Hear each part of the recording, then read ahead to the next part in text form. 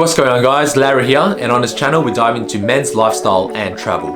So a few months ago we visited the city of Amsterdam, known for their beautiful canals, biculture, blooming tulips, treasure-packed museums, and of course, their coffee shops. But first, let me give you some fun facts of Amsterdam. So Amsterdam is located in the Netherlands. So the inner city is divided by networks of canals with 165 islands with 1,300 bridges. It has over 70 museums. Cannabis is technically legal in the country, so they're known for the colorful tulip season during mid-April. And the best time to visit would be April, May, and also September to August. Just get a give or take. So that was a fun facts, and now he's 72 hours in Amsterdam. All right, day one. So to start any day off on the right foot, you gotta start with pancakes. So we were recommended to try the Pancake Bakery in Jordaan, and damn, they were good. So we do power with the French pancake. So we had ghost cheese, honey, pine nuts, and sun-dried tomatoes. So good. We absolutely devoured it in like a minute. And of course, we had to go for the sweet pancakes, which was the Dutch pancake, and it had stroopwafel, cinnamon, ice cream, chocolate flakes, whipped cream, and that was the winner. So after stuffing ourselves with pancakes and coffee, the main reason we visited Jordaan was to visit the Anne Frank house. So Anne Frank was a 15-year-old girl that was hiding during World War II from the Nazis. She's one of the most discussed Jewish victims of the Holocaust, as she documented her life during 42 to 44 in a diary. So during our audio tour, we got to see where they were living, and honestly, during this Holocaust period, it's so sad to imagine what they were actually going through. If you think about visiting, it's going to cost you 12.50 euros, and make sure you book online, as they do tend to sell out. So there's no better way to explore a new city than walk, and more walking. However, if you do feel adventurous, you can hop on a bike and you can cycle around. So Amsterdam is known for their bike culture, so you see bikes all around the city and everywhere you go. So we walked around the Jordaan area with these beautiful narrow canals, the trendy buildings, and the indie boutiques. So when we were walking around, we found that the area had so many unique different types of stores, and a lot of them had museums at the back of them. So we went into a cheese shop and it had a cheese museum at the back, and also a tulip shop and it had just a tulip museum at the back. So cool. So talking about museums, on the way to the Moco Museum, we passed Dam Square, which is in the center of Amsterdam. So this is where everyone meets up. So you see street performances and live music, perfect for the day and also during the night when the lights come on. So the Moco Museum, so they feature modern and contemporary art. And the main reason we visited was to see Banksy's iconic artwork, such as the girl with the balloon and also Love is in the Air with the flower throwing. So not only there was a Banksy exhibition, there were also other exhibitions on show, such as the Andy Warhol, Cause, and also Keith Haring, just to name a few. So if you're into modern and contemporary art, you definitely want to visit this exhibition, and it's 15 euro for tickets at the door. So besides the classic Dutch cuisine, Amsterdam brings a large variety of multicultural cuisines to the landscape. So we were excited to have dinner at Taco, which is a Michelin-starred restaurant that was serving up contemporary Asian cuisine, and wow, we were in for a treat. So we had a 6-course degustation with wine and sake.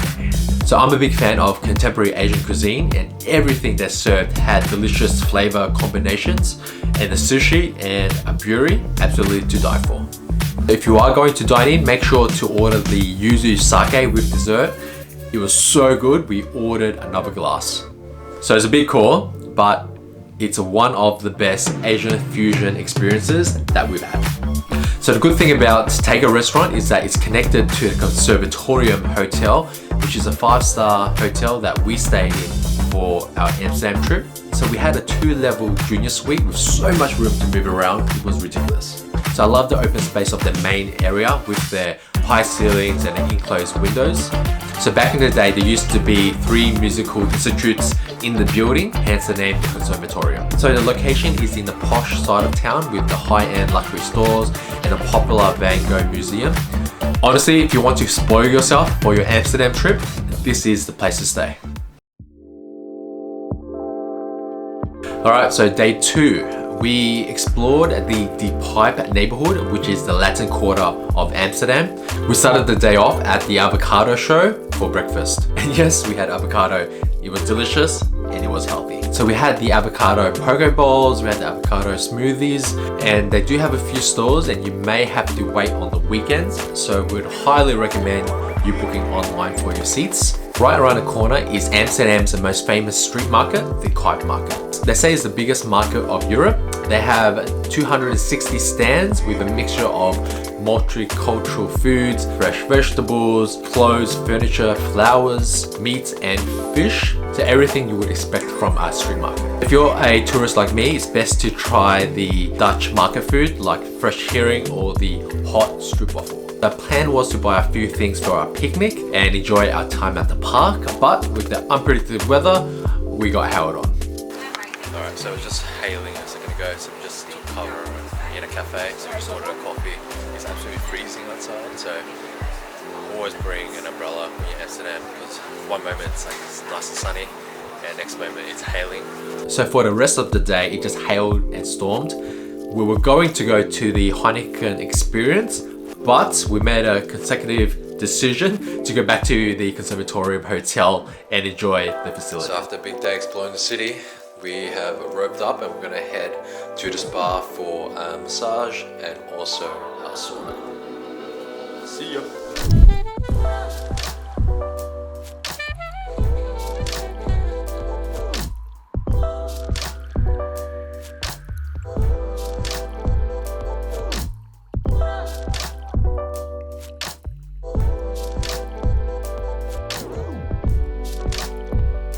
So for dinner, I caught up with one of my good friends, Ash. We went to Vatten Ramen, and yes, it is another Japanese restaurant. They had a small room at the bottom and you can watch the boats ride by, which is pretty cool.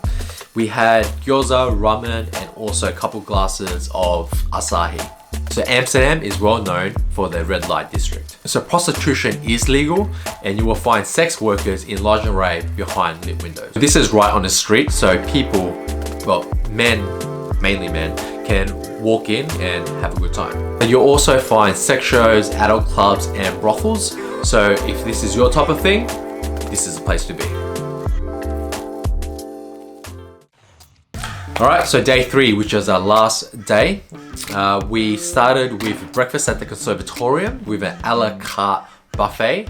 And as you do, we feast. So we literally ordered everything. So from coffees, juices, avos, sweets, croissants, literally everything. It was heaven. The main mission today was to see all the beautiful canals and bridges. Alright, so everyone's like, try these fries in Amsterdam, they're the best you'll ever eat. So by doing a little bit of research, we visited Willemek Sauce Masters. So they sell Belgian fries with 25 different sauces. And by the time we got there was already a massive line of people. So when I got to the front of the line, I asked what we should get. And he recommended the oolong mix, so we went for it.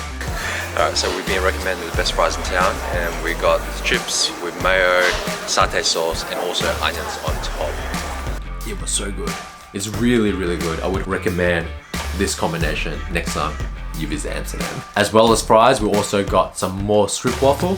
So good. By walking around, we stumbled across the floating flower market, the Bloemen Market. So the market is filled with vibrant colors, fragrance of fresh flowers, and they're open every day from Monday to Saturday. It was nice to see all the flowers. It kind of brightens up the day.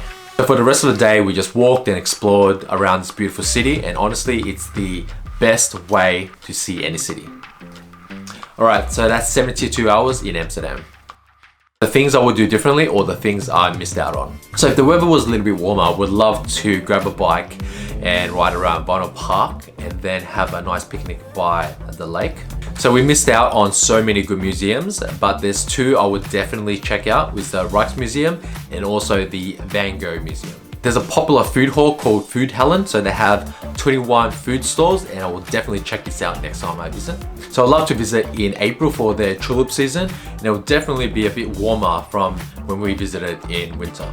Alright, there you have it. So if you've been to Amsterdam, you know a couple of hidden gems yourself, please let us know in the comments below. If you've gotten any value out of this video, consider subscribing, hitting that thumbs up to support the channel, and I'll see you in the next one. Peace.